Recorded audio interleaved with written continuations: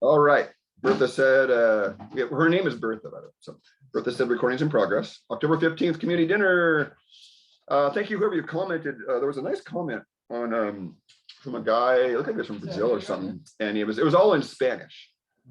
So I couldn't even reply and then I couldn't see it, but I could see it in my email that the comment came through, but then the filter in YouTube wouldn't let you see it in YouTube. But it was a great comment, and I could tell he was all exclamation marks and hearts and suns, and couldn't read the Spanish part, but I was like, I think I showed Bernie what that was. So thank you, whoever you were. That was a nice comment on the last community dinner. So no, September 24th. That's right. So we're passing around here. If you're on the video, as we're passing around, I'll show you each as they come back around. But this was called Clay. What is it? Body pack or something like that. Yeah. So that's Premier Research Labs, and so that you can do foot bath with it to draw toxins out of the body, and you can also put it on your skin.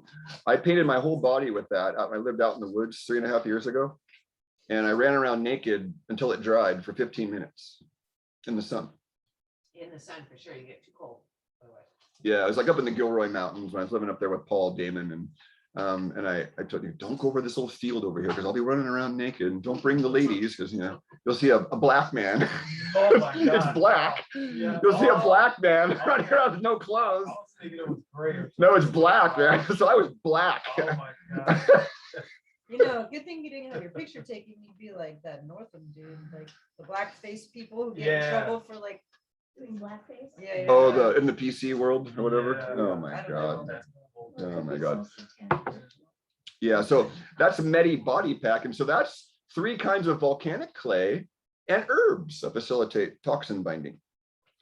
This next one here, these two go together. I don't have the zeolite with me, but Premier Research Labs makes a pretty good zeolite. And I have a nanized zeolite that Annie got me. And that one seems to work, but I can't verify it, the heavy metal analysis yet.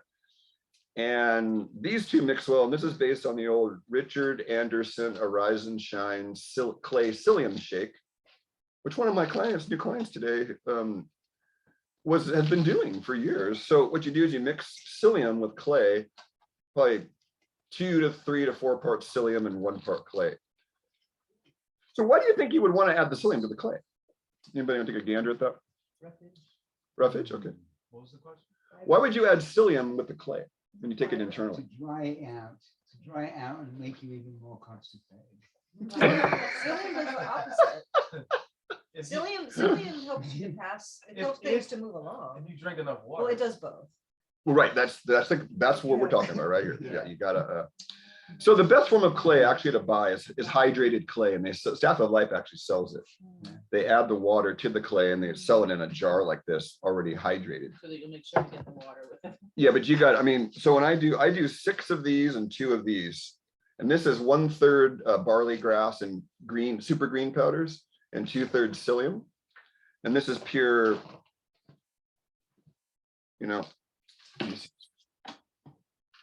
I think if they call it, so it's called calcium bentonite clay.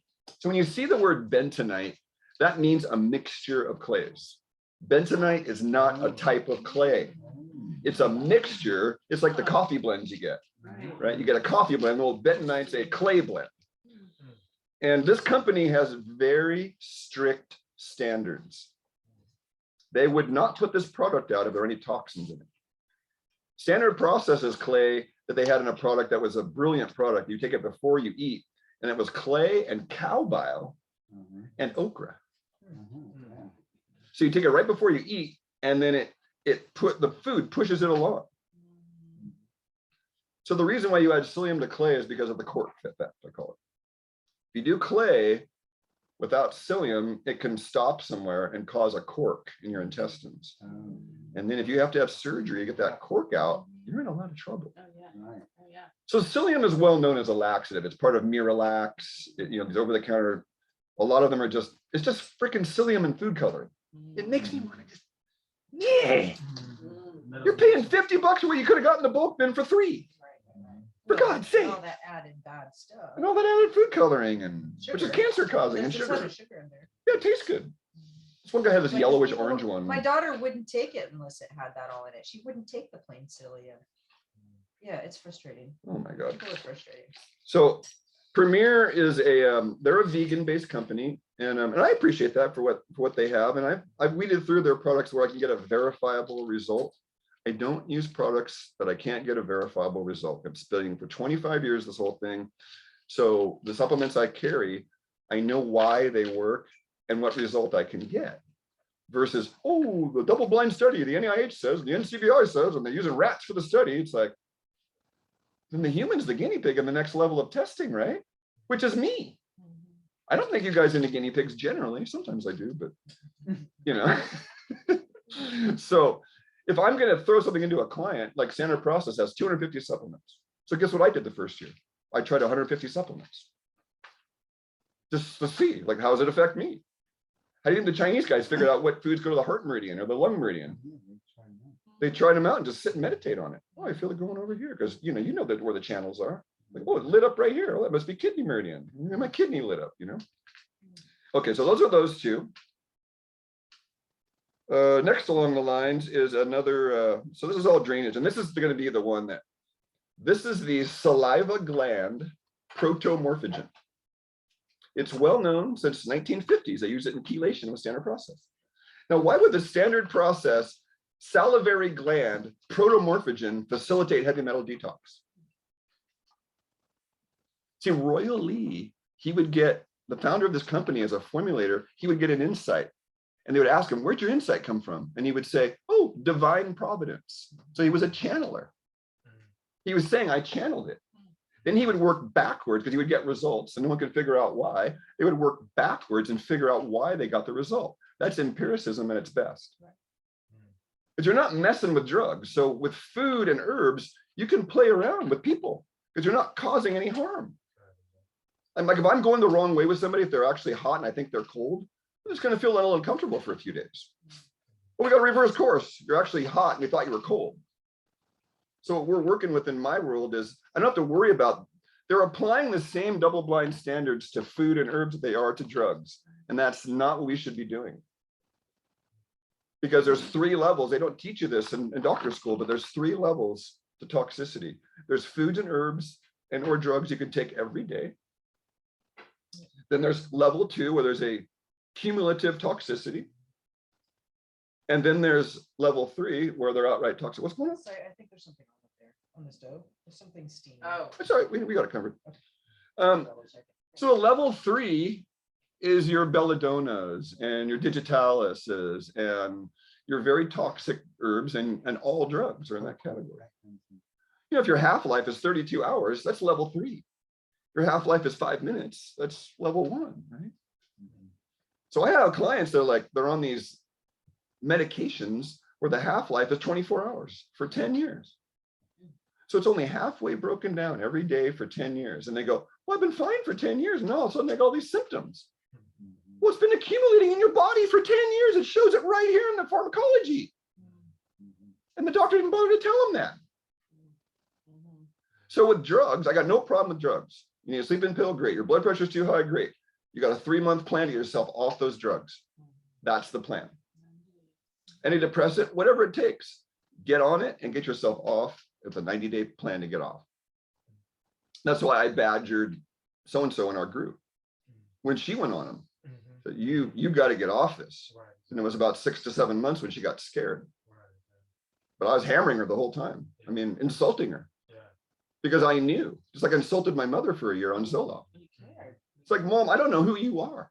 You're this numb, always happy, in the middle kind of person, no ups and downs. Like, where's my mom? Who is this person? My brother just hammered her for a whole year and she finally went off of it just because of the insults. But she realized the reflection of like, I lost my mother, man. I don't know who you are. So I learned this 40 years ago from a friend. Like anybody that goes on a psychotropic drug, antidepressant of any kind, the longer you're on it, the worse and the harder it is to get off of it. Because the organs that are supposed to make what the drug is making, they'd atrophy and go away. Whether it's hypothalamus, pituitary, any of it.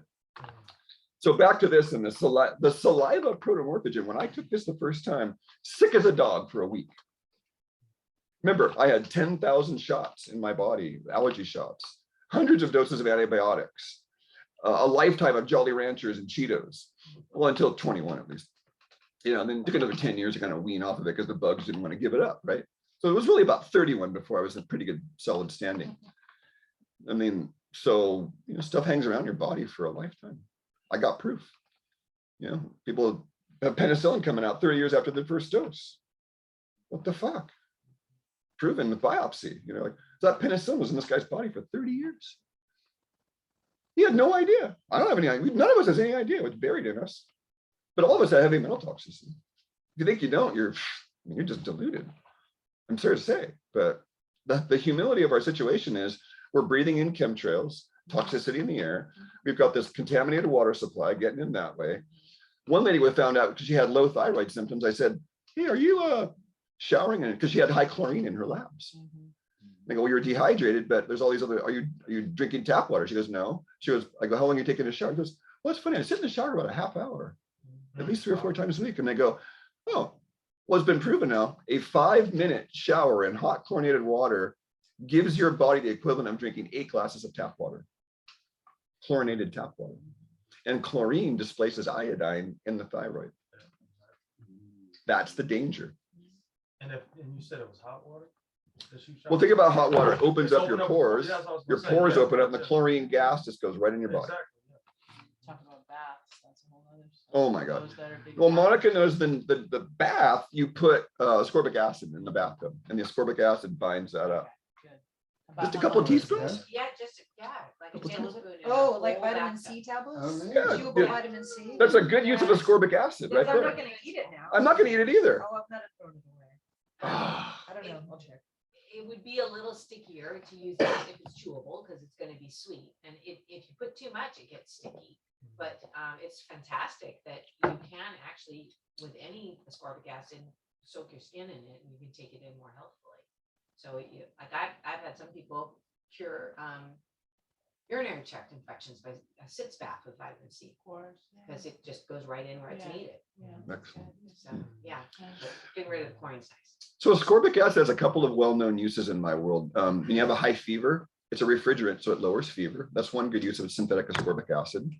Another one is to bind toxic copper out of your body. But the problem is it also binds good copper out of your body. And that's why you don't recommend ascorbic acid. So if you put ascorbic acid in bath water, is it going to take copper out of your body? Well, my theory on that is binding to all the bad elements in the tap water before it gets to you. Okay, so it might be already used up, right? But it's kind of a guinea pig thing. I don't know. Right. I don't Doctor. think there's enough in a tablespoon to do much because it's so Right. diluted. Yeah, I think you're And, right. and like Craig said, it's mostly used just to grab the chlorine. Right. So it's not as active. You ever do anything with food grade hydrogen peroxide in the bath? I've actually. Yeah, let's we'll go into that. I just wanted to finish the tangent with a lot of you. I'm going to remind you one more time, ascorbic acid is one enzymatic step removed from glucose. So glucose and ascorbic acid are converted to each other very easily. I don't like ascorbic acid injections into cancer patients. Why? Because cancer loves sugar, and ascorbic acid is one enzymatic step removed from sugar. So theoretically, these ascorbic acid injections could be causing the problem they're trying to fix. No way, Jose. Plus they're liposomaling it too, right? So they're making a water-soluble nutrient fat-soluble. Playing God. Vitamin C is water-soluble. When they say liposomal, they're adding lecithin and making it fat-soluble. That seems stupid to me. What the creator made it water-soluble. And then some man comes along, I'm gonna make it better. I'm gonna take divine creator any day over some putrid ego thinking it's better than nature. Because I've seen results. The best vitamin C is fresh juice out of a fresh plant picked out of the ground right then and there. That is your best form of vitamin C, hands down. Absolutely. Because it drops 90% in 24 hours after the plant's picked. That is a vitality marker of the sun essence in your food. It's literally sun essence that your body will feel and pick up within 15 minutes of eating it. I got a smoothie in the fridge with that right now. I took all the greens from the garden and celeries and fruits and juices and organ meats and all of it, and it's all in this green drink. So that's an important distinction. So the salivary gland, back to that then, is the saliva gland. Is I learned this in macrobiotics. They've got this whole 8.5 by 11 piece of paper of all the benefits of chewing. I was like, well, there's 7, 8, 9 benefits of chewing. And I didn't realize there was all these benefits of chewing. What the hell? Like, John, do you appreciate this? The stomach meridian goes over here and then down. So when I started chewing more slowly, I realized, wow, the stomach meridian is going right over the whole jaw and then down over the nipples and over the front of the body, right? And I'm thinking to myself, the way I chew is telling my nervous system what tone to be in. So if I eat fast and chew fast, then my nervous system is going fast. And if I eat slow and chew slow, my nervous system is toning down. It was the greatest insight of my life when I was 25 years ago, because I was the fastest eater in my family and proud of it. And I had the most gas of anyone. My friends called me the gaseous entity 25 years ago. I was called the gaseous entity. I mean, it was. Were you proud of it? Well, no, but I could fart and it wouldn't stink because that's a carbohydrate maldigestion fart. If your farts stink, that's putrid protein and rancid fats coming out. Much more dangerous to have a smelly fart. That's rot. A fart where it's a tutor, you know, they don't smell. That's just carbohydrate energy coming out. You know, it's like beer. You know, the yeast have just made a little alcohol and gas. And it's the methane you want to avoid, that hydrogen sulfide. Oh, that smell. My father had him. It's like, oh, clearly he cleared the room, you know. Ah! So can anybody guess, based on the connection of what I've been talking about, what this has to do with heavy metal detoxification? Now that we've talked about it a little bit. Any wild guesses? Say what it is. This is telling the body to make healthy salivary gland cells, your parotid glands right here. So the chewing. The chewing's related to this too. Yeah. What is so special about saliva? It starts to break down everything in Yeah. your mouth. Pre-digest. And it sends energy, it sends Signals. messages Signals. to your gut, There you go. you know, There you to tell it what's coming. That's right. To prepare for it. Because the flavor goes in and then it goes into the brain. And if it's bitter, then it tells the brain to make bile. That's why you take bitters before you eat, to stimulate your bile and get your stomach ready for the food. But what saliva, and both of you, everybody's correct, but what saliva does is if you chew your food well, all saliva is doing is the amylase is breaking down the complex carbohydrates to a little bit shorter chains. Your chewing has nothing to do with protein or fat digestion. Zero. None. So what it does in heavy metal detox is the saliva acts to tell the body what to get rid of and where to put the good stuff. So when you chew your food better, there are actually little markers on the saliva that say, hey, put it over here in the big toe, put it down here in the hairs of the feet, put it up here in the head. And that's generally what I saw with this product. So this goes in all parotid PMG for the parotid gland. And never in a million years would I have guessed 12 years ago I ran into this product. I was like, the parotid gland for heavy metal detox? What? They've been doing it since 1950? Man, I missed the boat. That's 70 years I missed, you know? Wow.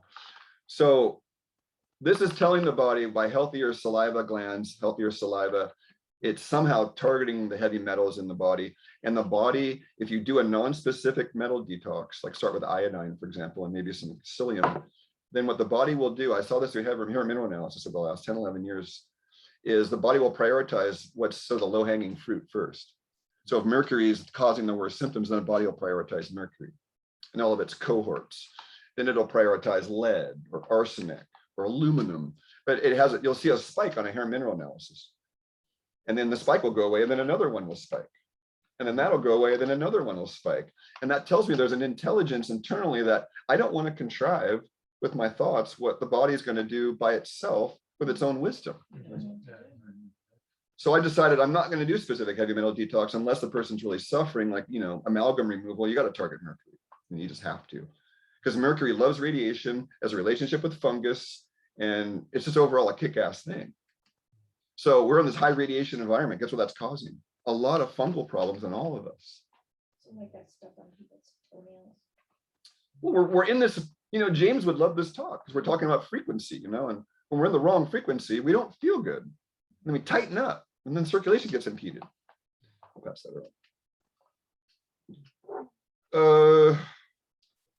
Next one, this is called Bind. And this is a rather fascinating product too. I'll pass it on. The font is so tiny. It's like, oh my God. So they have this thing called, what's that special patented ingredient? Activated carbon, biozine, apple fiber, castor, humic and fulvic acid, flaxseed, dandelion root, bacillus coagulans. And they're, this one thing, biozine is their patented something. And this one's called what again? Bind. Fine. Pass that around. Bind with biozine. So you see it had apple fiber and some herbs in there, and Systemic Formulas. This is another company. They're a family-owned company out of Utah. They have some great formulators there. So I pay attention to what they put out. So that's kind of your binders. The last binder is more specific to the stomach, and this is called Gastrex. I was telling a client about that as ulcers. So when somebody has ulcers, you've got to get their stomach lining coated somehow. This is the easy and the fastest way to do it, because it has seaweed in it and horsetail silica, but the magic ingredient, it has cow stomach in it. If you want to rebuild your stomach, eat a cow stomach, right? One of my acupuncture teachers said, he said, oh, your kidneys are fucked up? Eat kidney. But kidneys for a few months. God, it was gross. You know, cooked kidney is so rubbery, you I know? did lamb intestines for 3 months and I got You did? Wow. Holes in my, but I got, no, they came, lamb intestines, they were in capsules from New Zealand and Argentina. Oh, you didn't have to eat it raw or anything. Big spaghetti noodles. But again, that would be the better way, wouldn't it? To figure Yeah. out the Oh, way, sure. right? Oh, absolutely. So, yeah, But you must be know, a way to cut it enough. right. Make it into like a noodle soup or Marinate something. it. Pate. Noodle pate, soup or make something, you know? everything into pate or soup. Yeah. What was this? What's it, sweetmeat? What's the name for intestines? Is it sweetmeat? Right. That's pancreas. I don't remember. Tripe? Tripe, yeah, Tripe is tripe Yeah, intestines? yeah. Okay. Tripe is intestine. So this is a really interesting product, and I use it in all cases where there's ulcers, and you take it right before you eat. So it coats the stomach before you eat. And what's one sign of an ulcer? Anybody know? Like, what are a couple of typical signs of an ulcer? Let's start with the tongue. What are the signs on the tongue? Ulcers on the tongue. The tongue's going to look hamburger helper. It's going to be all chopped up. But not in all cases. I got a lady that claims she has an ulcer today. I took a picture of her tongue, and it's like, tongue looked fine. But she claims to have ulcer symptoms. So what's the most strongest symptom with an ulcer? Indigestion. Indigestion's one. Abdominal pain. Is it better or worse after they eat? Worse after they eat. That's right. What about acid reflux, anything that, is that related? Yeah, and that's what she was told. She had too much stomach acid at age 55. And I said, no. You don't have enough stomach acid. What you're dealing with is if you don't have enough stomach acid, then the stuff in the stomach ferments, and then you're dealing with the fermentative acids. That's why it's a problem, because the body isn't equipped to deal with the fermentative acids. It's equipped to deal with hydrochloric acid. And so it presents as excessive acid, but it's not the right kind of acid. It's the acid of rot. You see? So every single person that we put on betaine hydrochloride with this, they get better, because then the natural acid is breaking down the food and it's not rotting in there. That's that up. Next is the slime. This is the slime drink I made. I'm going to thank publicly Claire Takamori for giving me a bunch of bulk herbs, and she moved. And so this was a boil down of dried comfrey root, dried elderberry, and dried burdock root. So the burdock root's the blood purifier. The comfrey's the restorer. And a bunch of these guys here, and some of the guys in the group here were messing around with the urine. Make you happy, Monica. And so it turns out that there's a compound in comfrey that's similar to urea. Very, very similar. So theoretically, you could possibly cause more intestinal growth and leaky gut repair by drinking your urine, possibly. Or soaking in it. Or soaking in it, certainly. Or enemaing with it. That'd be kind of weird. You pee and then put it up your butt. That would be asked you very, though, and you said it makes sense that it would be gentle and better, right? I'll have to try it and I'll be the guinea pig, right? Every time I go to the experts, they always say, of course. Really? Good. Yeah, it's the body's perfect medicine. So this is slime. That looks an And so I- amazing color. That's great. So see, it's like, see, it's like kind of like mucus. See how it, very gloopy. I thought the comfrey was toxic and you're not supposed to ingest it. Oh, no, that's, yeah. That's the horse shit they want you to believe. If you eat 40,000 leaves, yeah, it could hurt you. Honest to God, that's the story. Who says that? Drew, comfrey is such an It's important on- herb to me. it's on If I could the- only grow one plant, it would be comfrey for everything. I mean, I broke a bone right here, bicycle and comfort. Yep, Yeah, it's it- the it natural fused it, way no, of no, breathing, it yeah. fused Poultice it, I you can- fused bone with Every comfort. part of it's great. The flowers are sweet and wonderful. They taste great. It is the most anabolic building plant out there. And the people that did that study knew that. Yeah. Because we would heal on it for free and easy because it grows like a weed everywhere. And what they did was they did like 10, 20 rats. They did the study out of context. They fed them the equivalent of 100 pounds of comfrey, way out of context. You're not gonna eat 100 pounds of comfrey. The pyridinoline alkaloid is in every plant. The isolate, that's the liver poison, called the pyridinoline alkaloid. I studied the fuck out of it because Michael Tierra warned me 30 years ago. You're gonna run into all this bullshit with comfrey. Every teacher I've had that goes back 1,000 years in his lineage, every one of them used comfrey. So in the herbal tarot, there's an herbal tarot deck, you guys. Oh, And Candace Canton Packard, who made this deck 25 years ago, put comfrey as the card for the world. Wow. Now that should say something, folks. When you see the card is the world, it'll fix the world. Do you like to steep the leaves? I do tincture, and this was a boil down of the boiled root. The leaves are what you want to use when summer, and you want to use the root in the winter. Because the allantoin, which is the growth factor, is where the plant's activity is. So in the wintertime, the allantoin energy goes down to the root. And when leaves are growing, it's in the leaves. So right now it's kind of doing this. They're still leafing out because the weather's warm. But if you were up in, Ontario or Northern Canada, it would probably be, the growing season's ending and ended already. I can't say enough. Comfrey is specific for bleeding anywhere too. If you're bleeding out your lungs, put a poultice on it on your chest and take it orally. If you're bleeding out your butt, do an enema with it, put it in your mouth. If you're bleeding anywhere you're bleeding, it's very helpful. If you're bleeding out of your ear, put a pack around your ear. But you don't put it on a deep puncture wound ever. About gums?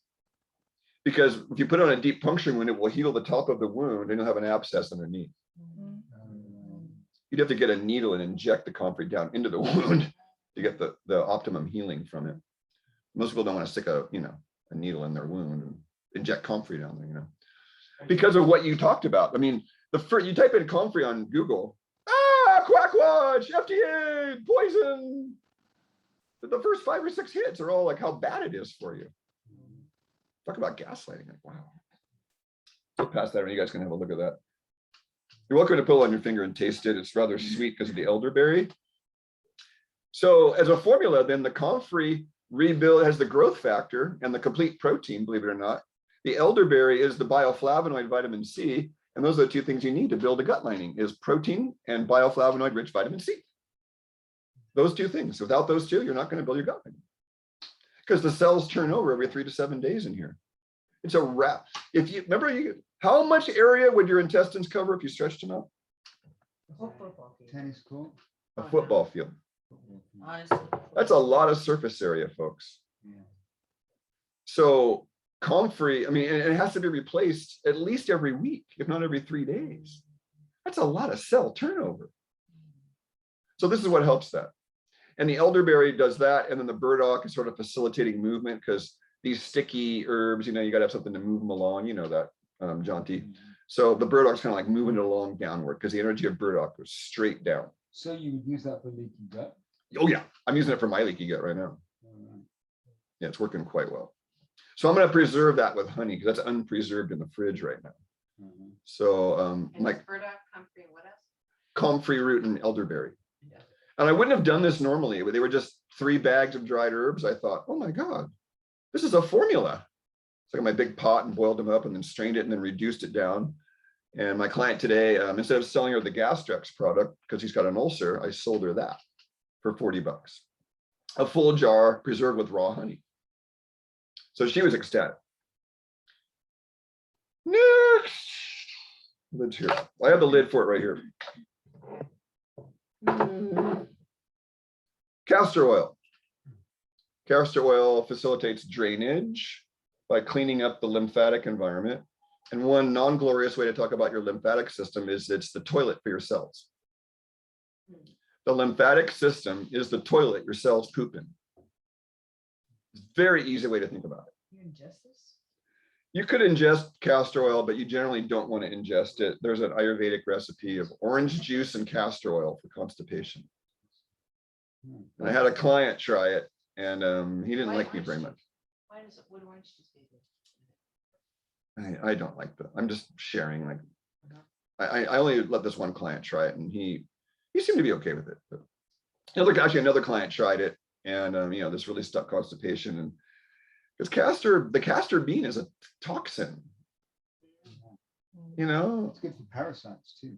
Yeah. So I'm all for castor oil packs. So packs, it moves the lymph along, it thins the lymph, and you got to read Edgar Casey's stuff on castor oil too. He's got all kinds of good stuff. Good, thank you, Jim. It's great if you've got plantar warts. It's great to rub on your feet. Plantar warts, rub on your feet. Yeah. I had a little growth on my calf. And I just vigorously rubbed it with castor oil every day for a few weeks, and then it just fell off. Right. It was all the ribbon. Look, yeah, the castor oil loosens it up for sure. What fell off? I'm sorry, what was it? There's a little growth. I don't know if it was a wart or a freckle or a mole, but yeah, it just kind of developed in my lifetime. And crap alchemy. We're down to the last 3 here. That's this one's called Muco Madness. So this is a mucus buster. So you could call this a dissolver. And I forgot the herbs in it. Sorry, folks. Let me see your light for a second. Instead of radishes. Apple cider vinegar, radish pods. You never escape radish with me. Greater celandine, whole plant, and yerba santa leaf. Powerful blend. So the yerba santa is a very high bioflavonoid. It's astringing. The celandine is very dissolving. It dissolves gallstones. So it goes into the biliary system. Celandine's a poppy, so it's also relaxing. And what's the first one? Radish pods. Radish pods are well known for reducing mucus. So Muco Madness, everything, the 4 things in here will reduce mucus. So it's a good cleansing blend. Check that out. You can try it. It doesn't taste half bad. Is this the stuff I bought from? Remember at Jim Bogey's house? He brought some stuff of his. Mhm. There was some kind of mucus thing there, but it had a different name. Yeah, I think it That's a brand new one there. Me and Dean, we just made it. And the last one we served to the whole group tonight at dinner is Laugh Out Loud Clearing Crap Alchemy. So this one has poke root to move the lymph. It has chaparral for transformation of cancerous toxins, cancer. It has mistletoe. It's well-known cancer herb. Neem leaf, because all cancer has a fungus sort of relationship with it, because its anaerobic metabolism is in cancer. And what was the last one? One more light. Sorry, I gotta look one herb off here. Pope, mistletoe. Oh yeah, that's right. Oregon grapefruit was the last one. And Oregon grapefruit is known for the high berberine content. And so you can use that one as a laxative. You can use it to alter blood sugar for the better. Like if they're diabetic, Oregon grape, high berberine herbs will tend to balance glucose levels, but mainly just detoxification. So this could be a C word blend. But I don't want to say the C word on camera here, because then I'll be thrown in prison probably. So the C word can be interpreted in many ways in today's world. Could the C word, right? Oh God, the C word. There's a couple of C words now that are. There are. And finally, this is the fun blend that I made. This was sort of fun. This is apple cider vinegar, kava, wild lettuce, blue vervain. Light again, sorry. I should appreciate it. Thank you. Blue vervain, linden flower, and schisandra berry. So it's sort of like a mocktail. So the kava has a sociability and the dopamine, and the blue vervain adds mental clarity. SRCCS Sale Blend. I forgot what the acronym was. Sorry. There was some reason I made that acronym, but I already forgot, you know. We have like 10 blends right now. I had like gallons of herbs. Like, I gotta get rid of these old herbs to bring in the new ones, you know, because the old ones are sitting there like the cars, you know. And the car, oh, 2019's leaving, 2020s are coming in. Come on, get your sale price. You know, so I got the 2021 herbs coming in, and I gotta get rid of the 2020 stuff. So that's what all this is. And you guys are the beneficiaries, because it's like, we're selling this for about $3 an ounce, $3 to $5 an ounce. And retail, this stuff goes for 10 to 20 an ounce, especially for this high of a quality. So it's like a third to a fourth less than retail. And what's that SSRCC? I forgot what the acronym meant. Well, what's it for then? Oh, evening cocktail, calm down. You know, linden calms a disturbed heart. Schisandra soothes a disturbed heart. But Schisandra is also in there to help the liver process the kava. Because kava is a level 2 herb. It has a cumulative toxicity. I know because I overdosed on it 18 years ago and couldn't take it for 10 years. I was taking the kava lactone, bright yellow paste. I was taking little pea-sized balls with it and getting high. Because that's the active ingredient. And Michael Tira sold me, you know, so God, it was so fun. I don't regret 1 minute of it, but I couldn't use it for 10 years because and then the other herb, wild lettuce, in here has opioids. A lot of people don't realize that lettuce is an opioid plant. That's why it's calming. So when you break a lettuce leaf and you see the white stuff come out, that's opioid. Oh, really? Those are opioids. Pure natural. That's why I got a buzz when I drank the last little bit of that. Where'd that buzz come from? So wild lettuce in herbal medicine is used for someone with a very hot liver. They got a lot of anger, they got a lot of heat, they got a big red face. And I found that it can, I also overdosed on this. See, after the kava, I went to wild lettuce. So that was 15, 16 years ago. I did the wild lettuce overdose because I couldn't do the kava anymore. So then I went to wild lettuce. Because the herbal mind alterers are quite fun. They're quite fun. Oh yeah. And then the linden flower, I don't have much experience with the linden tree, but the Chinese medical people, you know, it's like for a really, so that and Schisandra, you got a lot of heart sickness, you know, you're just heart sick. And this blend, I did a couple of challenge doses, and man, I felt good on it. So it's not cleansing or anything, it's just a fun like cocktail. Heart sick, like heartbreak. Yeah. Lettuce. No, not wild lettuce, the linden, The linden and the Schisandras, that part. The wild lettuce is the calming, the heat and the anger. Yeah. The kava is for the joy and the sociability. And then what was the last one? The wild lettuce. Oh, then the there's one other one. Anyway, we'll move on now. That's everything. Great. Got through it all. Now we're going to bring this over here for a second. So this is for Isabel. Isabel, this is for you. So we can get a nice she watches the recording, so further back. Right. There we go. So there's the whiteboard, and you might want to, we'll have a photo of it too. That's one whiteboard, and then here's the other one. There's the other whiteboard there. Thank you, Isabel, for the feedback. That's great. So you guys could, if you're watching this video, what you can do is you can screenshot those whiteboards, and then when I refer to them, then the video watchers can go back to them. The next level of technology is we'll have a starting screen and an ending screen. That's just a thumbnail, and that would be these whiteboards. We're not there yet. So this is dedicated to a practitioner. I don't care to name her on film, but this is dedicated to her. You know who you are. And that's why we're having this talk, is because it made me think about how important these misconceptions are to get straightened out. And this is why I changed my system to 4 foundations versus 3.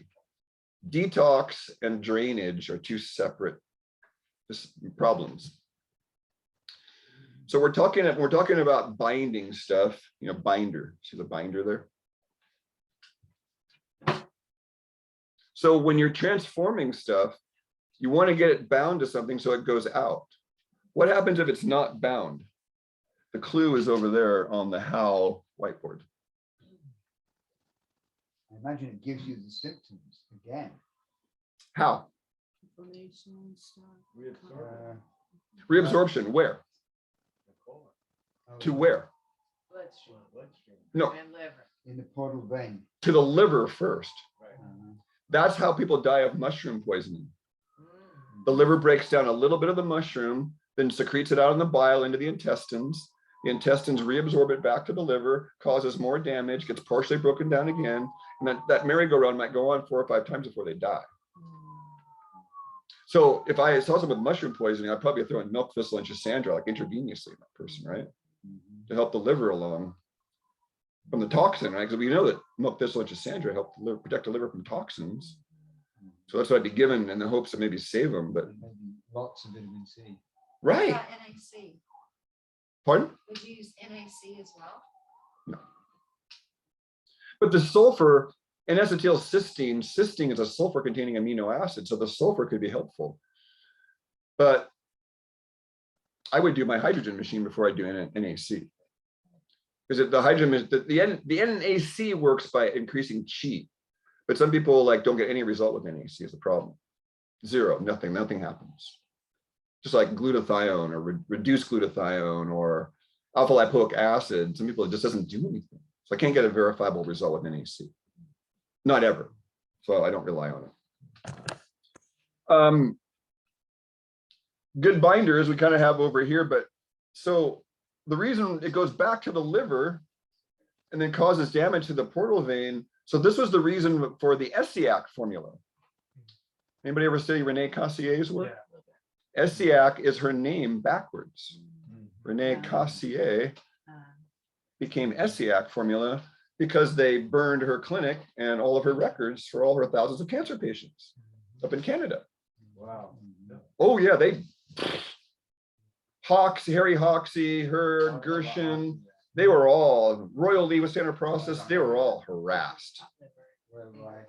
Royal Rife, harassed. And he died in prison. Did he? I think so, yeah. And now they just kill them, you know? Oh, now they come. Hey, it was an accident. It was suicide. Yeah. It was an accident. Gonzalez, there's hundreds that did kill them, you know? Oh yeah, this is dedicated to Nicholas Gonzalez. Yeah, Nicholas, we know you're up there. Fuck yeah, thank you for being an awesome physician and standing up for what's right.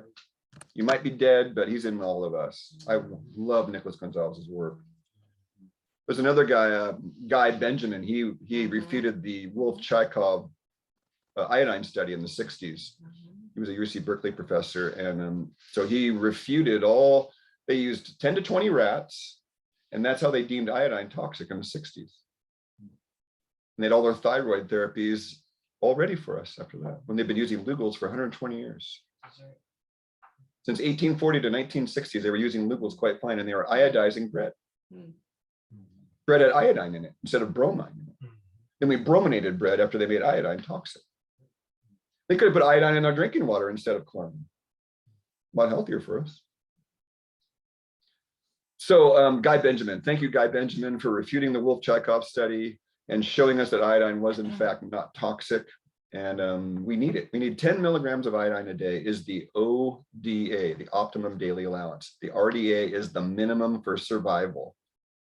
So the RDA for iodine is the minimum for the thyroid to function. Do you want to function on the minimum, folks? It's 400 micrograms.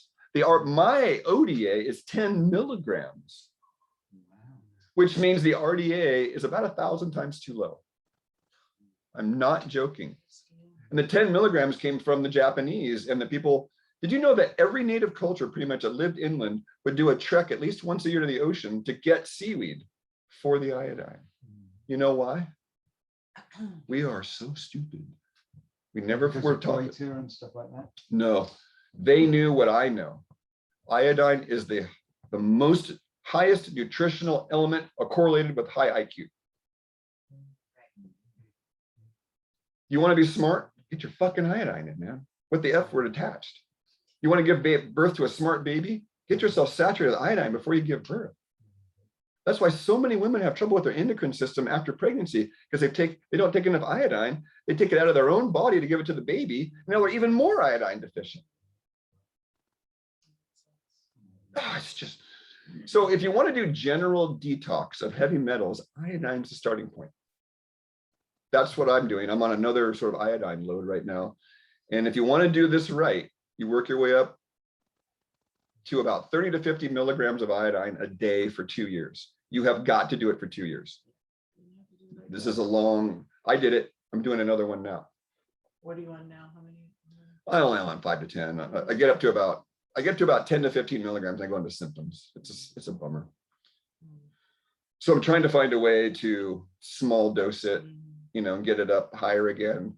And because iodine really causes detox in general. I go into allergy symptoms when I take it. It's the largest molecule, nutritional molecule that gets into our body.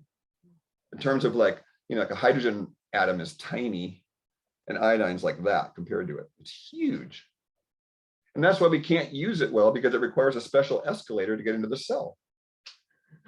And that's called the SYMPORTER, the Symporter system is the escalator system. And there's nutrients this escalator requires. So you got to do 3 months of Symporter system nutrition before you do the iodine load. Those nutrients are whole food vitamin C, zinc, magnesium, and selenium, vitamins B1 and B2. I think that's all of it. And that's David Brownstein's work, the other big iodine guy. Yeah, Brownstein's a great book on iodine. Then you want to do that for 2 or 3 months, and then you shouldn't have symptoms. A lot of people take iodine and then they say, I'm allergic to iodine. Detox immediately. No, you can't be allergic to iodine. I'm going to say it on camera. It can't happen. Why? Why can you not be allergic to iodine? Not any of us can be. Why not? So essential? Yeah. What's it essential for? The thyroid gland. What part of the thyroid gland? These are the, you know, this is what, you know, I was on your side of it, you know, 20 years ago. So, yeah. Why? What part of the thyroid gland? That's a good guess. Okay, what about the T4? For function. Oh, this is great. You guys are, you're on the right track. I need my other whiteboard for this. So T4. So there's your T. What's the T in the T4? No. No. Cyanide. Nope. Nope. Right. What's the T in T4?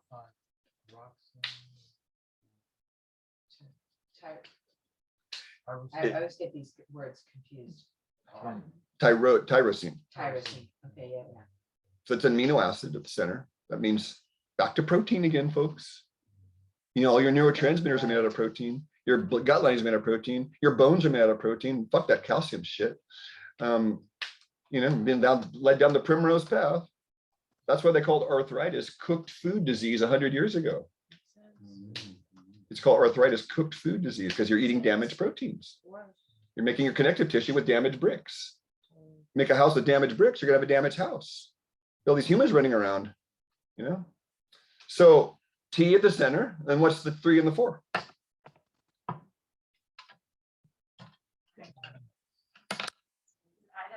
Yes, it's iodine. So your thyroid hormone is made from iodine. Therefore, you cannot be allergic to it because you can't live without thyroid hormone. So what's really going on when these people are taking iodine? They're detoxing too much. They're detoxing what? Copper.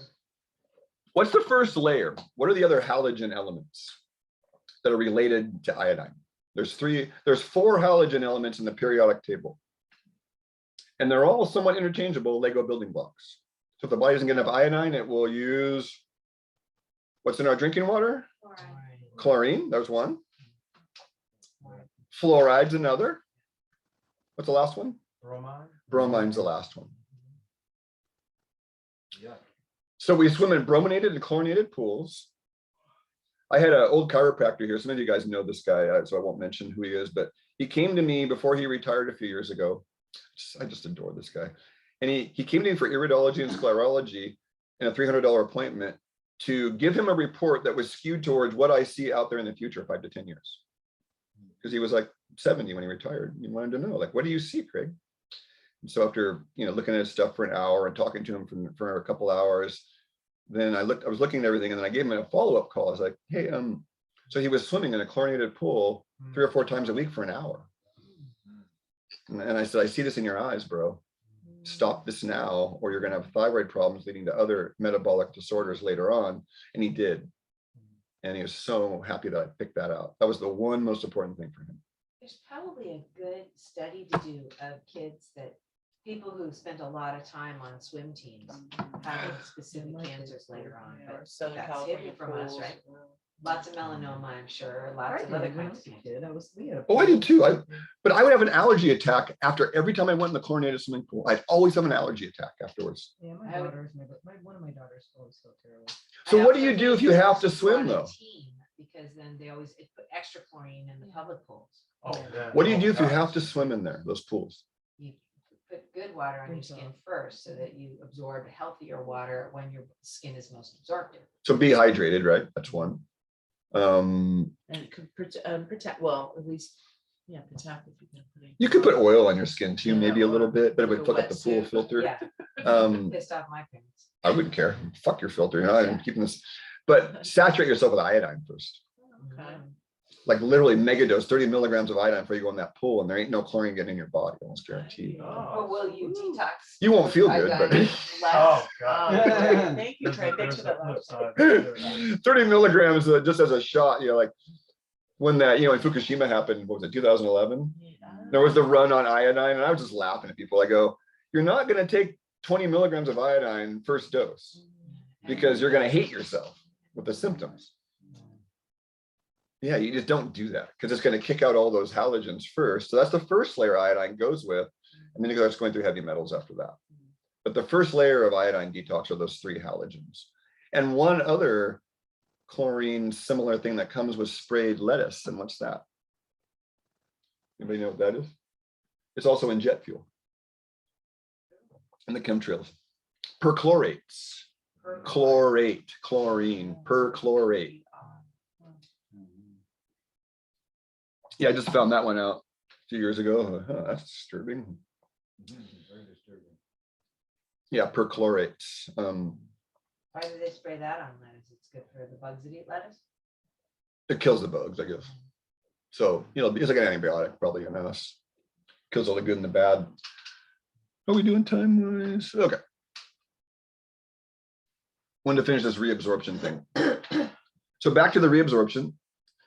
So what you want to do is if you notice that you have distension in your belly, like, this, what I'm looking for is how much does this stick out right here? Or how much varicose veins problems, how much pelvic problems, hemorrhoids, general bladder, prostate, uterus, vagina, penis, testicle problems are all related to, this is the freeway, this is the on-ramp to the freeway, and this is the freeway. So, everybody drove over in San Jose when there's traffic, So you're on the on-ramp, and then the freeway is full. What happens? The on-ramp backs up. And that's varicosities. The varicose veins, it's not a vein problem. It's a portal circulation stagnation problem because the fluid can't get up into the freeway. So the on-ramps back up and the veins get swollen. This is the problem, not this. Hemorrhoids, same thing. So that's what I'm looking for in a case is if that's sticking out, we got to get those portal veins working. And that's the castor oil pack. The best way is coffee enema or dissolving, mucus herb enemas like celandine. And it's very effective. So is that the same with varioseals? They're like little things in the testicles. Oh, right. I don't know. We should look into that. Mhm. Yeah. Rectus? No, that's the rectoseals, that's the rectum. Oh, let's not talk about that. Mhm. It's a bad image. What happens with rectoseals? I had a client that had it happen to her after she gave birth, or when she gave birth, and it was like, it took us a good, 6 months to straighten it out, but it's very embarrassing. So I'm going to, not now, please, maybe off film. So what I've shown over here, so if you're at home watching the video, we're over on the how one. So what we're trying to do, see, the black is all the gook. And notice how the black's going back. These green veins are all the portal veins. See how the liver is all coated with these black dots? That's the reabsorption of the toxins, see? And it excretes them out in the bile duct is here, and the pancreatic duct is here. So the stomach drops into the upper small intestine, and then the bile duct squirts out, and the pancreatic juices squirt out, ideally at the same time, right? But I found something out, the iridology and sclerology, I never would have found that otherwise. It's that people that have bile stagnation, liver chi stagnation or bile stagnation or spleen chi, constraint, whatever. I realized that's because if you've got a tube that's this fat and one on this side and one on this side, but the intestines are inflamed, that's going to squeeze the tube a little smaller, right? Right. So the inflammation is the primary problem, not the tube. That's exactly right, yeah. Right? And I see this in the iris and the sclera. It's like, oh my God, look at that inflammation right around the upper duodenum. Oh my God. I never would have seen this if it wasn't for iris work. Never would have figured that out. In the AMA, we'll call that disease. It's like, let's cut it out. Yeah. Oh yeah. There's so many needless gallbladder removals. Probably 90% are needless. But it's cha-ching for one of them, cha-ching. The mark of the beast. Thou shalt worship false idols, right? Exactly. Money. Exactly. That's what we're living through right now, folks. Oh, aren't we? Living through the number of the beast, worshiping of false idols. So to start that process, this is the debate then.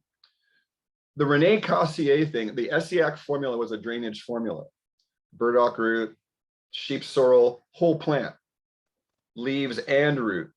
That's where the problem started with Rene Cassier's, the Essiac blend stopped working for some people because they watered it down here in the States and did just the sheep sorrel leaves. But you got to pull the whole plant up and use the root too. And then rhubarb root and cyprium, that's the formula. So the binder is the cyprium. Loves the brand. The rhubarb root's the laxative, the burdock root's the blood purifier, the cyprium's the binder, and the sheep sorrel, I don't have a lot of experience with sheep sorrel, but I think the sheep sorrel is part of the detox part. And Renee was doing so well with all this, she was curing thousands and thousands of people of cancer. And then she got big medical people, the medical mafia came, took care of her. But that's why they called it Essiac, because they were trying to give a code name for her formula that wasn't her name. Yeah, she's one of those people that's high up on my saint list, along with a Peace Pilgrim, if you know that story. Nobody in this room knows a Peace Pilgrim? Yeah, walked across the United States. Thank you. Elder walking across the United States. 65-year-old grandma with a toothbrush in her pocket, and that's it. Yeah. She walked across the entire What was United her States intention? and back Why? Yeah. Why'd you do that? to make a message of peace. Peace Pilgrim, Vietnam, 60s, A grandma. That's amazing. And her guides told her, because I read the book about it, that she was not to bring anything other than a toothbrush with her. Wow. And she was taken care of walking Yeah. across the country and back, walking. And Unfucking believable. the press reported it. Well, I don't know how much they actually Yeah. truly reported it. But Well, she was very people must healthy. have found out to feed her and clothe her and Oh yeah. shelter What's her her. name? Oh yeah, what was her name? Peace. Peace Pilgrim. If you go to Google and type in Peace Pilgrim, you're gonna get a bunch of. David talks about somebody who loves her book, the book about her. That's probably the one. I love this whole story. Very inspiring. And if you're a grandma age 65 walking across the country, I mean, come on. That means anybody can. But she had faith, right? Yeah. She had faith. Yeah. And her grace supported her. Quick other story on faith, which came out of Autobiography of a Yogi. Yogananda's a young man, and his guru says, I'm going to send you across the country 1,000 miles with this package to take to my buddy. But I'm only giving you train fare for one way.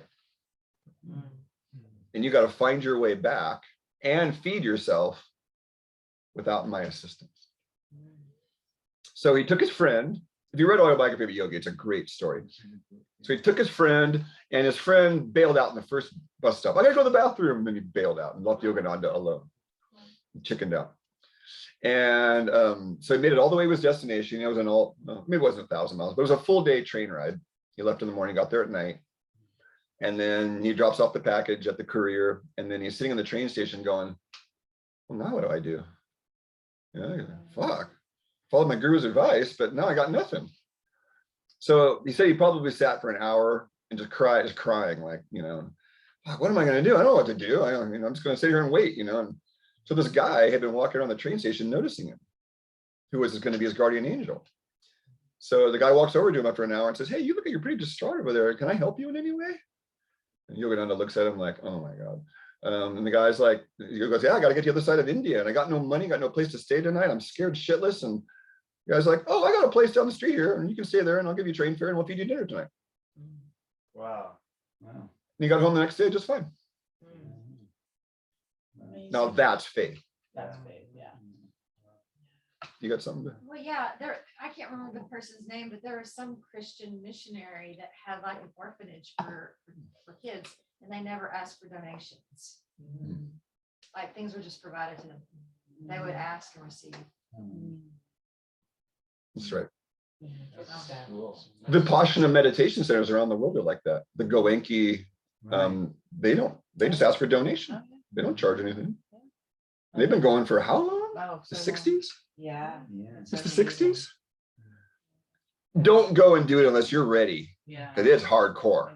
I mean, it's hardcore. I did it. I was living in Manhattan. You did the and I was 10-day? like, I could go to a 10-day north of Manhattan with a few hours, and it was like, oh, my Brutal. goodness. But of course, I had the most remarkable time. 5 feet of snow, Oh my no God. talking when you eat. So a lot of us were crying. It was the first time I experienced like, okay, when you don't talk, you might just be feeling everything. Isn't that great? And it just blew my mind. Yeah. Wow. East Coast style. I gotta do the West Coast style. North Fork is There beautiful. we I did go. mine I at got a North North Fork. Fork. Yeah, the North Fork place is beautiful. So I tried to do yoga one day. I was on day 4.5. I was dying, and I was like, fuck. They don't let you do yoga, right? And so I snuck off in the bushes. I'm doing my sun salutation, and I hear this rustling. I was like, oh my God, I'm caught. And then the main guy and 3 of his groupies, I called them, they're like, what are you doing? And I'm like, it's really obvious. I'm doing yoga here. I'm dying. I need to stretch myself out. And like, oh, that's against the rules. And you gotta go back, and all you can do is eat, sleep, sit, and kinhin, which is the walking meditation. That's it. No journaling. So I snuck in my journal. I snuck in headphones, and it was my first 10-day. Yeah. Oh my God. But just getting caught doing yoga really did. I was like, wow, that's unbelievable. I was so lucky. I was given a room with this guy, and he had 10 pairs of underpants and 10 t-shirts and 10, things. I thought, wow, he's kind of a bit overdressed. Anyway, and he didn't say, and you couldn't talk to him because he was, you shared a room. Well, that's why you can't talk. And then, the second day he wasn't there, he'd left. Oh, he He left. left, so I got the room so I could do yoga. It was Oh. Wow. Confessions of the year. I know. Yeah, you got away with it, bro. I can't get away with shit. The whole like not talk thing, I would like sneak to the payphone and then get on with my mother and not say anything. I was like sneaking, I was like, oh my God, not saying a word. At least I can break that part without sneaking phone calls without talking. I gave up I had some books and I gave them up after the second day. You gave him And up. then I had a bunch of, bars of stuff, and I gave those up too. You mean like food bar? Yeah, like Mars bars. They were healthy ones. The healthy version. Oh my God. Yeah, my favorite silent retreat actually was up at, just look on it, in about 20 people's faces at Mount Madonna, Adyashanti 5-day silent retreat, much more moderate. And so I came with a couple of people and my girlfriend too at the time. like 15, 20 years ago. And so we had our journals and our headphones and our books, and we were getting ready for 5 days of silence, and we're going to read, and then they have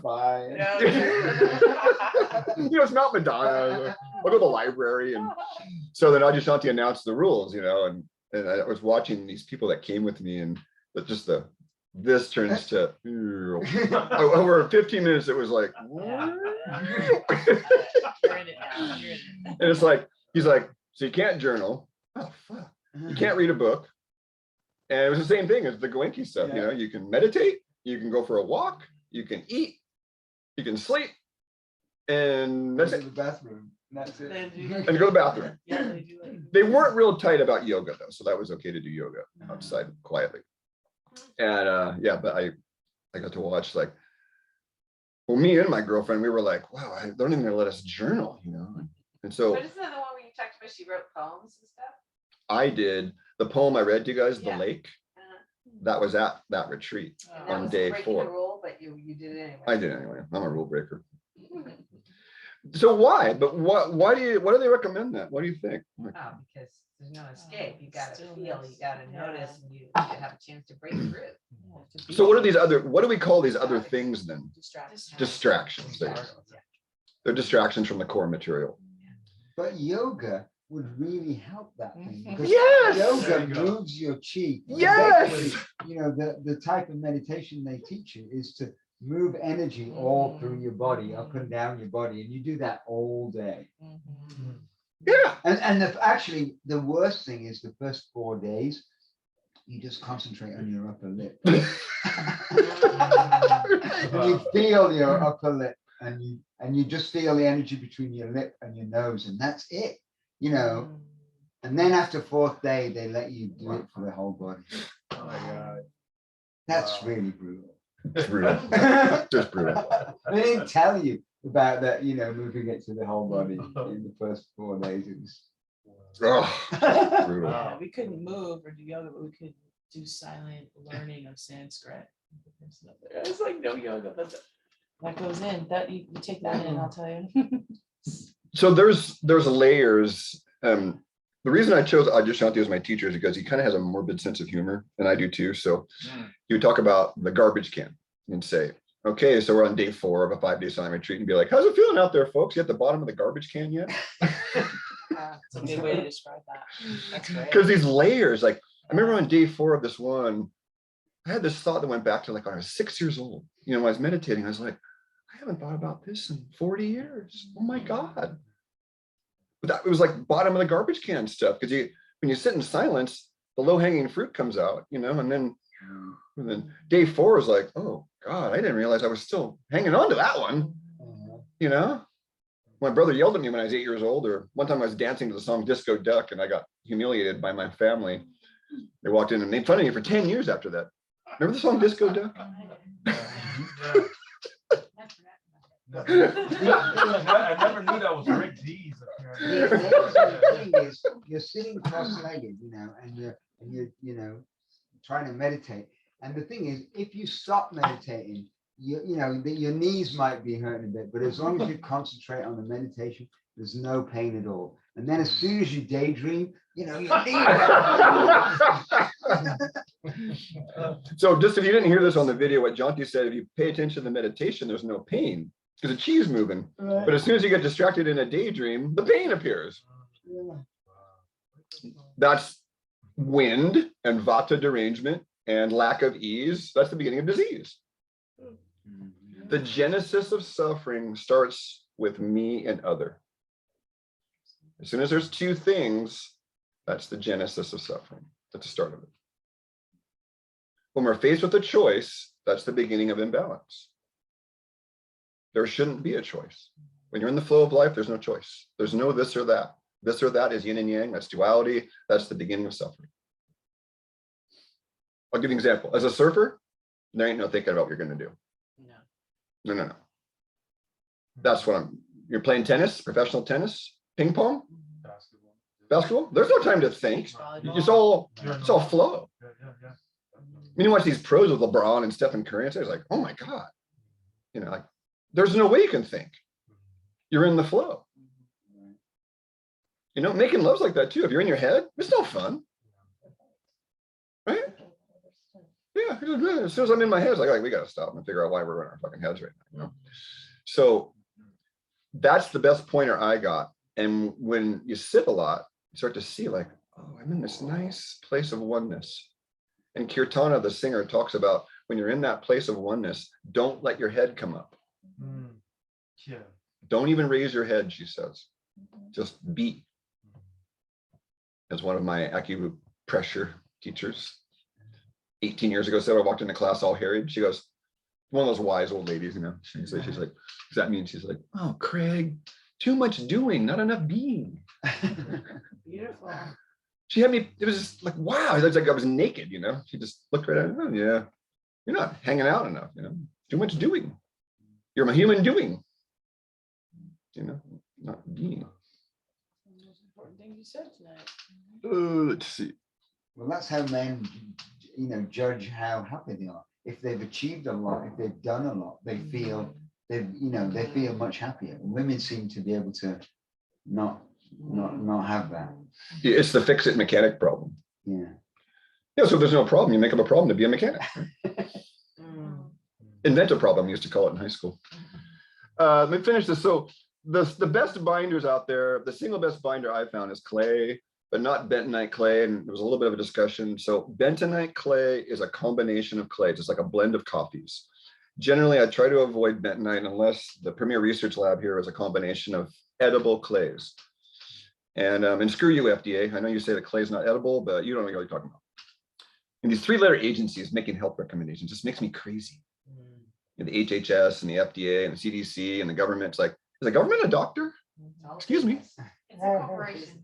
Yeah, we got a corporation telling us what's healthy. Yeah, fuck that. So clay needs to be mixed with psyllium. We talked about that earlier. Zeolite is kind of an emerging thing. I'm still on the fence about it because there's bad quality of zeolite and there's good quality of zeolite. Diatomaceous earth isn't on this list, but I just thought about that. That's part of the root cause protocol and Morley Robbins' work. And diatomaceous earth could have some value here for binding. Charcoal is a great binder for short-term, you know, stomach stuff. What do I write elements over there? What do I mean by elements as binding agents? Like what binds with aluminum? What's the earth mostly made of? It's aluminum and one other element. Silica. Aluminosilica, most of our earth is made of. So by taking silicon-rich foods and herbs, you'll bind aluminum out of your body because it's it's in the sky. Every single chemtrail test I've seen of air shows high levels of aluminum in all of them, barium and strontium also. But then there's little cocktails depending on where you are, copper or lead. Or one of my buddies on Facebook the other day said, "Oh, graphene oxide, nice place to put it up in the sky." I saw a video the other day, and it was a beach. Yeah. And I saw that with the black with the black and the on magnet. and the magnet. Yeah. Oh my God, Yeah. that was scary. I saw that one too. Yeah.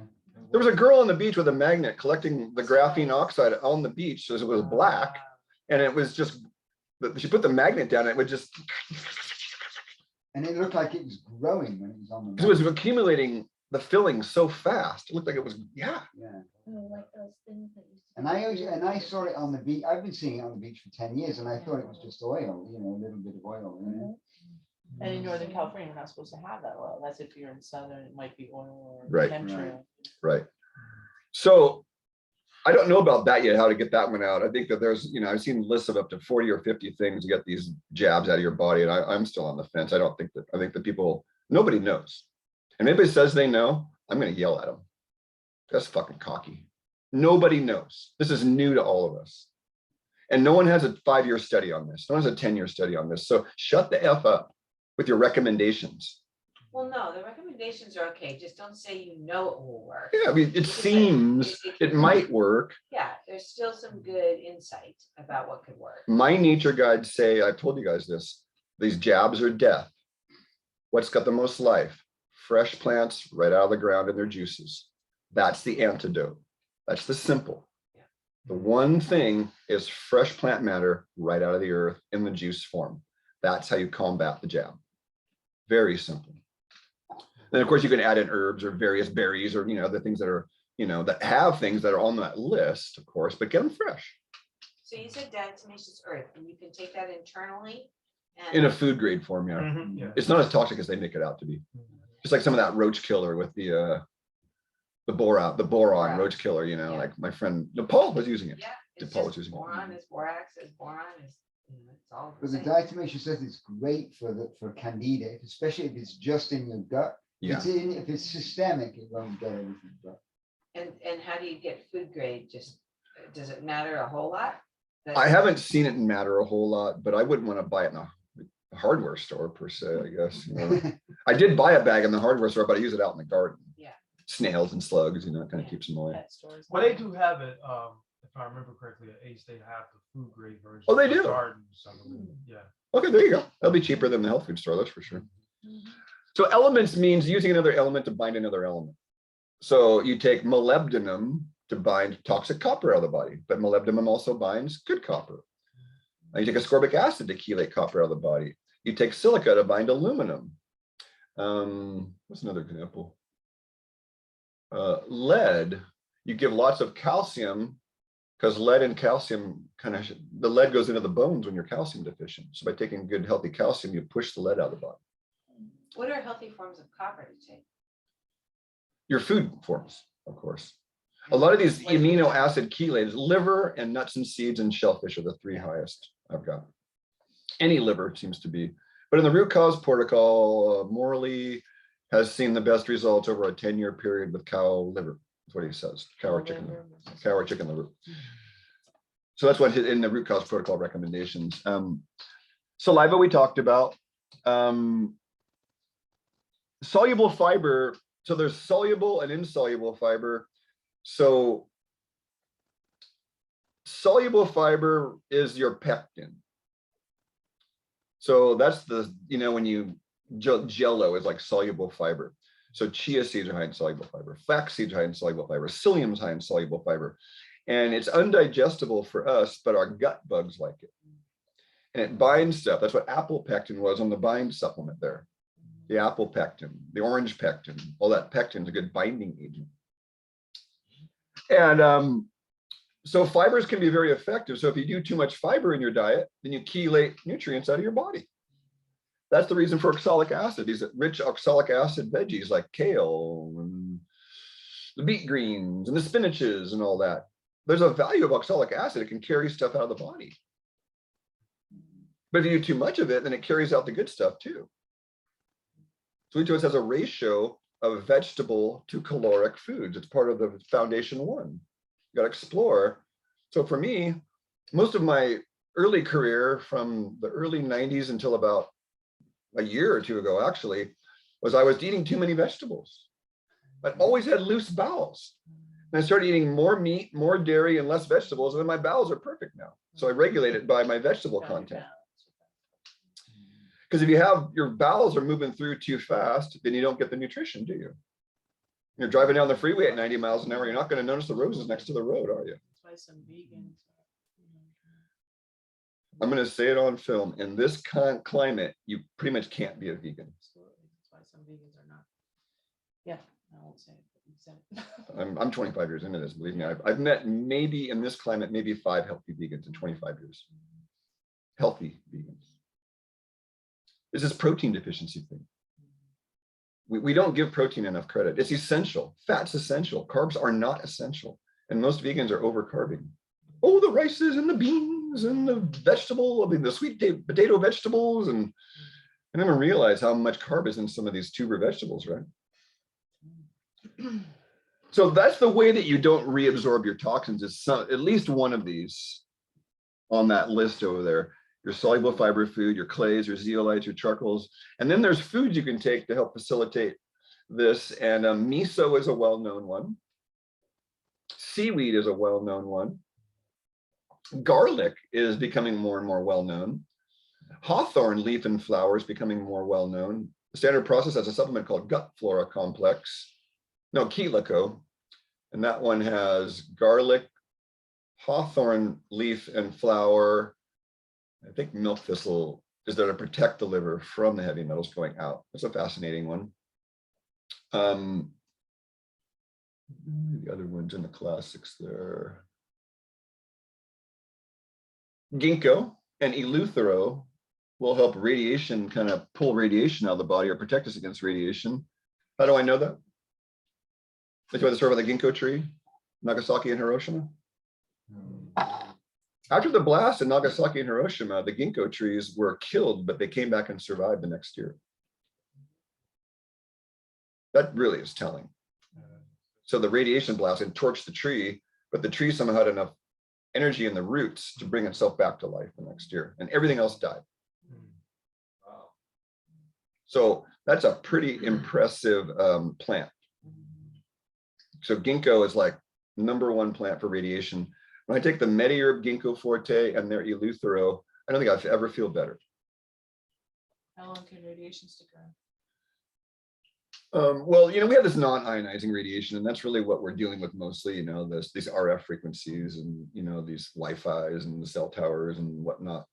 It's the ionizing radiation that really sticks around a long time, like the cesium and whatnot. And that's, God, I met a woman with Paula up at the Marin Assembly people, Monica. And I told you that lady that she'd been monitoring the West Coast radiation levels every year since Fukushima. Her husband was the guy that knew Frank Herbert from Dune. And so we had a very rich conversation. And so she had this whole company that was, people were monitoring all the West Coast radiation levels after Fukushima. And she said, basically within a few years, it was gone. They weren't detecting anything. And then 2 or 3 years ago, these other forms of cesium are showing up in higher amounts than ever along the coast suddenly. What did the US government do in the last few years? They've shut down 1/3 of the radiation monitoring stations on the West Coast. Oh, how convenient. How convenient for them. I'm not poking fun at our suspicious incorporated government posing, a corporation posing as a government. So where do you think that radiation is coming from? She doesn't even know. Her and her team is like, she says it was cesium-124, and they could identify it from Fukushima, right? But this is like cesium-135 and 293, and so they don't know yet. I said, so my angel said, what about all those 500 atomic bombs they launched in the ocean years ago? And she said, that's probably what it is, these old atomic bombs. In the Arctic Ocean, they launched anywhere from 300 to 500 nuclear bombs since the 50s, just to test, and didn't tell any of us. Yeah, we're just launching nuclear bombs into the ocean. Yeah, you know, we're psychotic. Yeah. I mean, so that's what I think it is, because it popped right in after she said that. I went, what do you guys think? And then the channels go, those atomic bombs that were launched. So if there was 500 atomic bombs, there's probably gonna be lots of different forms of cesium in them, right? Over the course of 40 or 50 years. You gotta love these motherfuckers. It's so psychotic. Finally, oh yeah, so this one here. So if you view binding as, I guess I could do this. So there's your first, that's your toxin, right? And I did the symbol here. And so you break it apart, right? That's what the enzymes do, is they break this into 2 triangles, and then the pieces get broken down, and then it goes out of the body, ideally, right? So you need a binder, right, to bind that stuff. So if you view the body's messes as the house, the messes in the house, and you get a good idea of this. So you got a mess in your bedroom, where does the mess go? In the bedroom garbage can, right? That's sort of like your lymph nodes or your spleen. You know, it's like, okay, I got the garbage can, it's, you know, the local garbage can. And you coalesce or condense your bedroom garbage cans into the garbage can outside, right? So that's like the liver and the bigger organs, you know, they're processing all the toxins. And then you want the garbage man to come, which is the rectum. That's the garbage man, right? You want the garbage can to leave the property, because otherwise it starts to stink. So the garbage man comes once a week, right? You want your garbage piling up. The body's the same way. So the biggest red flag, the first thing I'm fishing for all new clients is, are you having daily bowel movements? If it's no, it's chronic, then you're auto intoxicated. What is still transit time, students? Right. So if transit time is 24 hours, and you're eating 3 meals a day, then doesn't it make sense you should have 3 bowel movements the next day? But what happens is most people, they condense those 3 into 1. And then the rest backs up and gets reabsorbed to the portal veins to the liver and poisons the liver every day. I see these people 30 years later. Remember I told you about the woman that she was a young, it was such a great story. She was a young woman that had never had sex. She was like 22. She wanted a family though. And she had been a medical experiment for most of her life. And they ablated her atrioventricular node in her heart. She had leg pain so bad below the knees she couldn't walk. And they've been really experimenting on her for 5 years. And then the family paid for her to come and stay with the rich uncle in Redwood Estates. And St. Rod, thank you. He saved this woman's life. So he paid me almost $1,000 a month for 8 months to help this woman while she lived with him. And no one asked her. She was at the Mayo Clinic. No one asked her about her bowel movements. Not even one practitioner. Over 5 years. Not even one. So guess what her average was in her life? How many bowel movements she had in her life as a kid? Once a week. Once a week. And no one thought that was abnormal. They call that medicine. No one thought that was abnormal. And that was the first question I asked. There was a half circle of family members just going, oh my God, no one's asked that question. So what was step 1? Within a month, she was having daily bowel movements. Within a month, she was having daily bowel movements after only a month. I was, yeah. In the Tao of Health, Sex, and Longevity, they mentioned when they're going into trophology, if a patient is admitted to a Russian hospital, the first thing they do is, I think, an enema. Right. Before they do anything. Clean them out. Yeah. Yeah, clean them out. Total agreement with that. So you've got, so the woman ended up, it took 8 months. And this is what I'm teaching you guys. If I hadn't psychologically kept her roped in, she would have left. So every month, that's what that system survey was for. You know, there's 250 symptoms on there. What do you think she started with? How many symptoms out of 250? 150 she started with. So within a month, it had dropped down to 120. She's like, oh, I don't feel any better. And so I went to the follow-up form. Well, look, but these 30 symptoms are gone. Now, what about this symptom? She goes, oh, I forgot about that. So we call that symptom amnesia. And the job of the practitioner is to remind the person where they got better. They forgot they got better. So it was 8 months of this coaching. And then 8.5 months, she says she woke up in the morning and her leg it popped and the pain went away in her left leg. And the right leg was still painful. What do you think pop was? I don't know yet, but I'll tell you the story in a minute. We'll finish it. Then she calls me up and she's like, what do you think's going to happen? And then, fuck, I don't know. Hey guys back there, what do you think? And then, so I found myself saying, oh, a week later, it'll pop and it'll be fine. The other leg will pop. And then a week later, the other leg popped. And she was 99% pain-free. And she now has kids in the family in a normal life because of all this. And because this man paid a lot of money, thousands and thousands of dollars, and she stayed with him for 8 months. Still a tenth of what it would have been to let her continue to get her back fused and all the crap they were planning. That was why she came to see me, was their final medical procedure they were going to do to her. They were going to cut her spinal cord to her legs. The pain was that severe. Because they always do the opposite. It's Frankenstein shit, right, Carol? I mean, it's just like, what? Yeah. Craze. Yeah. Guy drove around his lobotomobile and lobotomies on the spot. The Botomobile. Oh, God. Lobotomobile. He drove all over the country and did You should- lobotomies. Lobotomies. You should hear Houston Smullers talk about murder by injection and the Rockefellers and how they started the medical industrial complex. Yeah. It's freaking real. It's just, Well, that's right. We're unraveling ourselves out of it right now. We're seeing that it's just so ridiculous how Serpent has reared its head. Yeah. We're looking at it now. Heidi Theodore was here last week, and I because she's a high level lady, PhD level, and so I go, you know what? this whole thing's insulting to my intelligence. And she goes, that's right, it's an insult. I mean, isn't it insulting to your intelligence?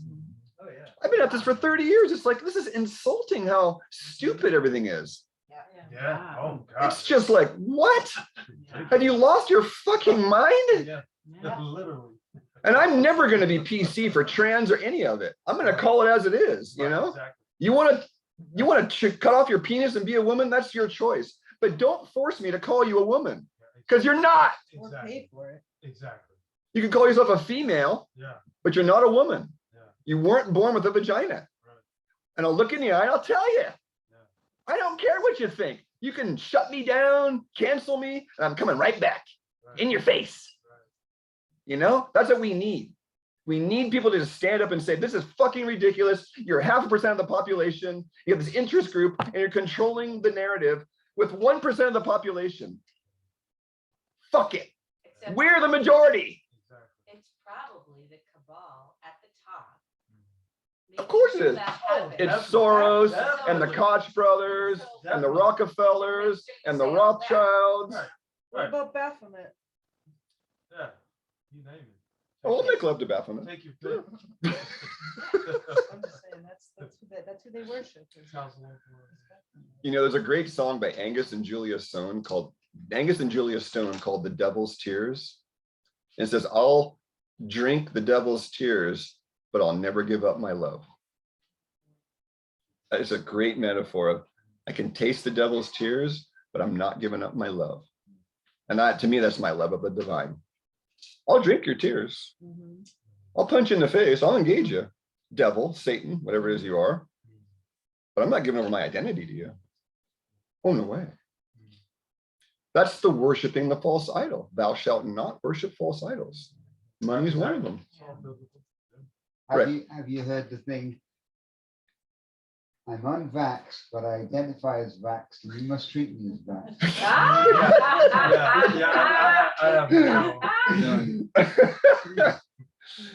Yeah, there's the PC world right there. So we're almost done. So the garbage man comes, takes the garbage away. And so here's what I've noticed in myself. I had a blue-eyed client today. I'm a blue-eyed person. Generally, blue-eyed people in iridology have a slow lymphatic system, which means their garbage trucks don't work very fast. And so stuff backs up. And when stuff backs up enough, we get symptoms. So for me, they present as foul, homicidal and suicidal moods, negative thoughts, headache, coupled with digestive nausea, and pain in joints.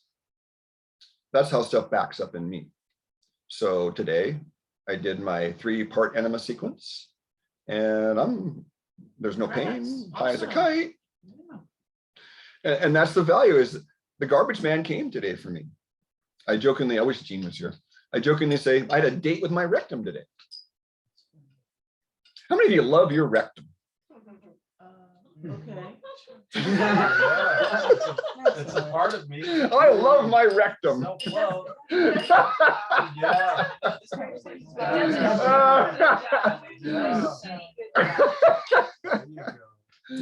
Does a shitty good job. That's a good point. Don't be like the should-head. Don't be a should-head. Any questions? I guess I'm done. For the recording part. Yeah. Any recorded questions? I think I got everything. So I think the most important takeaway, if you're watching the video, is there are certain binding elements that are on the slide with the how and the question mark on it. And that's the best way to go. And so when you want to detox, don't eat protein and fat, don't eat any carbs, just eat a lot of veggies. Right? Good check. And then check your oral and saliva pH the next day. And if it's really acidic, then too many veggies. You've carried all the minerals out of your body with the fiber. The Richard Anderson way was you would do up to 4 to 5 half-quart clay psyllium shakes. And that was their way of keeping you full, right? And that's why you see those, like, I've got the pictures. Maybe I'll show you next time I talk on this, is you see these like 10 feet of black tar coming out of people. That's a lot of that's just the clay psyllium going down and then going into the folds. And then it's like a scab. There's a point where the gut lining heals underneath of it, and then it peels away. And the longest one they ever saw was 10 feet came out of this person. I only would have 6 to 12 inches myself. And I had I mean, you've never heard this work, Carol, but I've had every shape, size, and color come out of me when I did my work. I had polka dot poops. I had zebra stripe poops. I had space egg aliens coming out of me. I had black tar coming out of me. I had one, I'll just call it a squirt, where I thought it was a bunch of worms came out of me. And my vitality went through the roof. And that was on a trip to Southern California teaching, you know, and so Monica gave the entertaining example last time is if you want to try this, you just eat about a 1/4 cup of raw rice without cooking it. You got to chew it 300 times. You chew the hell out of that raw rice and you swallow it. And it goes and it just steamrolls all the gook all the way down. And then you'll have a zebra stripe poop a day or two later. Can you just do all these things at the same time and see how much better it is? I'm looking at for people to find what works for them. So that's why I give a broad list of options. See, a lot of my clients fall away because of that, because I'm not like a strict, like, do this kind of guy. It's like, well, here's your 10 options and find what works for you, because I don't know what's going to work for you. You're a different metabolic type, you know, so let's find what works for you. But the one thing I am doing, people that say they're dairy tolerant, I'm urging them back towards dairy. Why would I do that? Raw dairy. Raw Raw intolerant.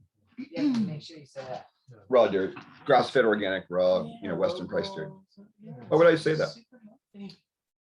It actually has to do with our gut bugs. What are they measuring in some of those stool samples that relates to this? Relates to dairy. Lactobacillus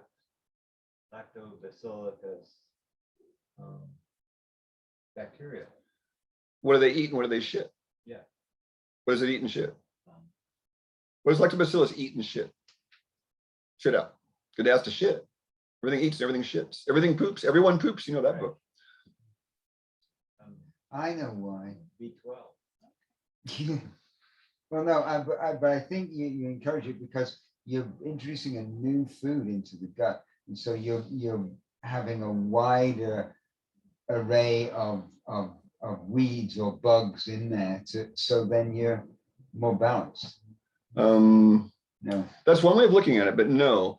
What I saw on my first stool report probably 10, 15 years ago was this butyrate, butyyrate, butyrates. They're measuring intestinal butyrates.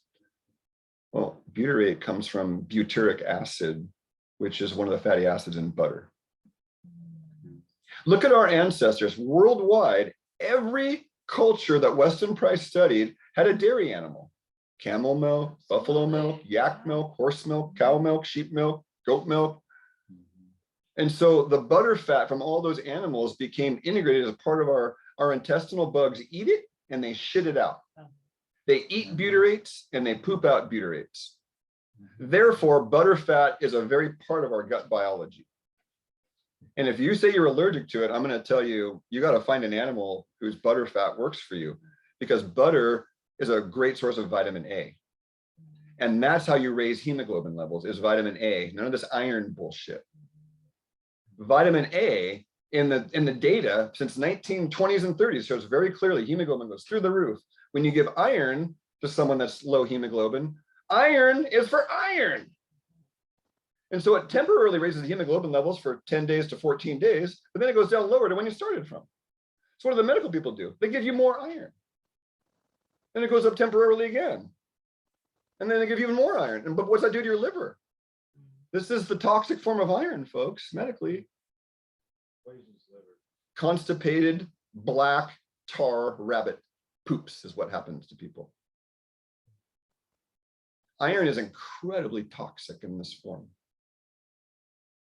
Yeah. So what's in Floridex that gives you good iron? Floridex, you know what it is? Yeah. So Standard Process Mediherb has a version of Floridex that they do, and they add a chelated version of iron in the food base. I think Floridex is doing that now. I got to look. But a lot of people swear by Floridex.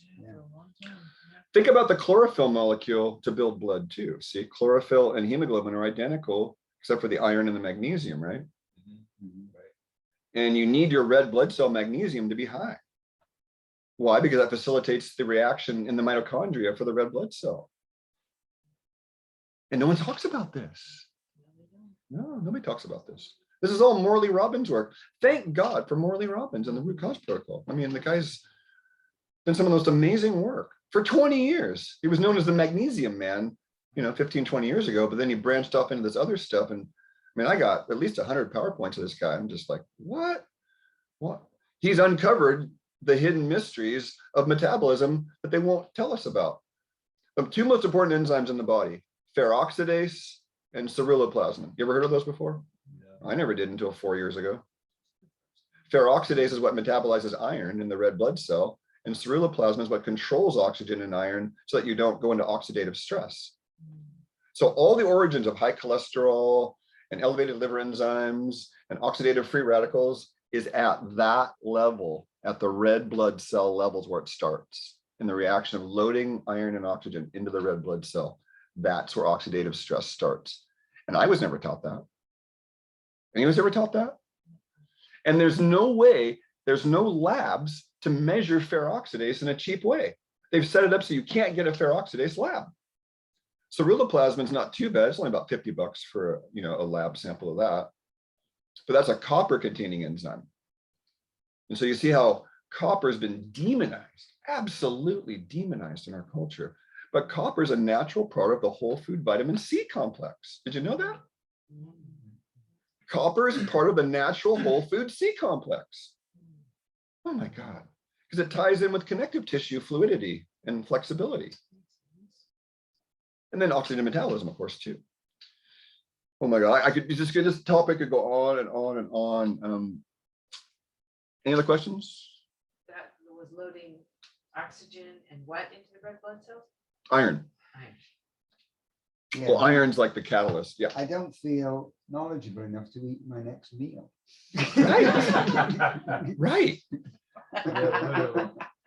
So in the root cause protocol, they have this first page is called the starts and the stops. So the first thing you do is you stop all the calm forms of magnesium. The citrate form of magnesium fucks up copper metabolism. D3 fucks up copper metabolism. Ascorbic acid fucks up copper metabolism. Molybdenum fucks up copper metabolism. And it's like 12 deep. Just stop it. And then start with cow liver and diatomaceous earth and cod liver oil and boron. And they have a few like, wow, boron's on there, and iodine and silica rich. And so as a general jab mineral supplement, I tell people, get yourself some laundry borax, make a proper dilution. We'll talk about that another time.